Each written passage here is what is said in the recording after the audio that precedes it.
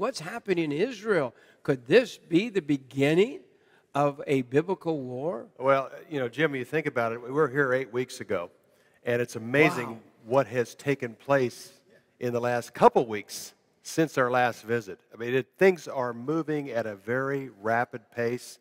The world is once again focused on this tiny little country called Israel. We have leaders from all over the world calling on Israel to be careful.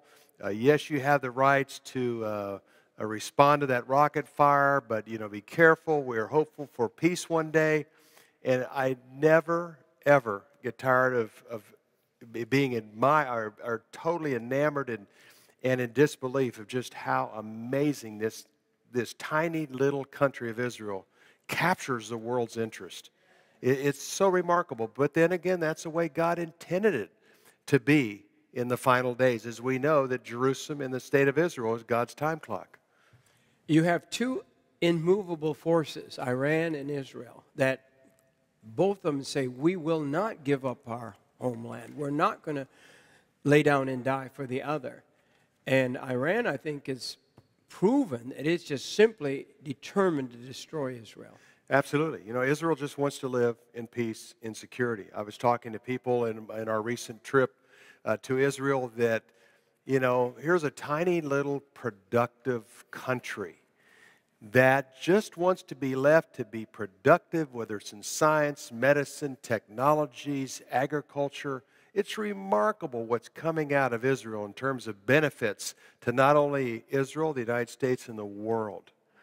And Israel's been forced in this peace process for over 30 plus years, the recent version of the peace process for 20 years, and the neighborhood has got more dangerous. We've had wars with Iraq and Afghanistan.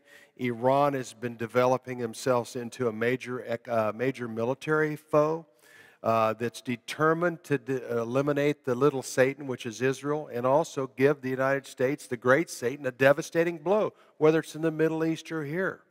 So the neighborhood is getting much more dangerous.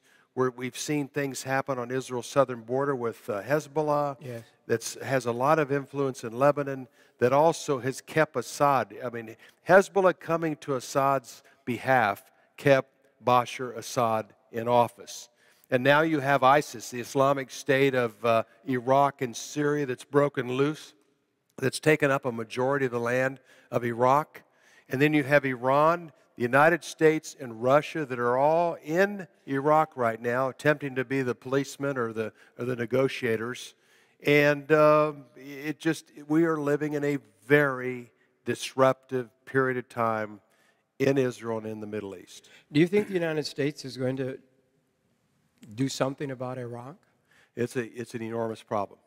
First of all, the Pentagon suggested Obama keep at least 10,000 troops when he left Iraq at the end of 2011. I mean, they really said that in order to make this transition, and in order to protect our people there in Iraq, we need 10,000 people.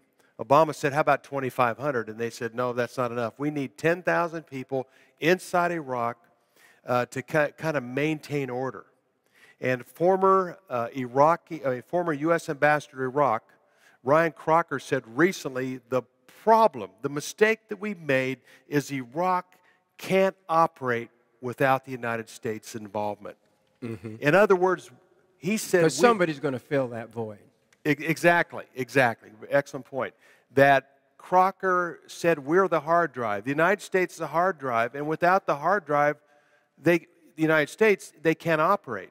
In other words, that keeps relative order between the Sunnis, the Shiite-led government, and the Kurds. But without us there, Iran has moved into that void, has filled that void in a significant way. When there are problems in Iraq, the president of Iraq, Maliki, looks to Iran for help, not the United States.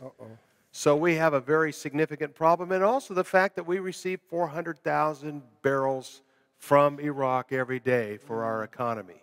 It's a substantial amount of oil. And at this point, the Saudis are going to make up the difference. But you look at Iraq, you look at what's taking place in Syria, you look at the problem with Hezbollah, you look at the issue with Hamas, and back to Iran again, their determination to be the caliphate in order to control land from Iran to Iraq to Syria to Jordan to Lebanon and eventually wipe out Israel is part of their plan. This is literally the most exciting time of biblical history.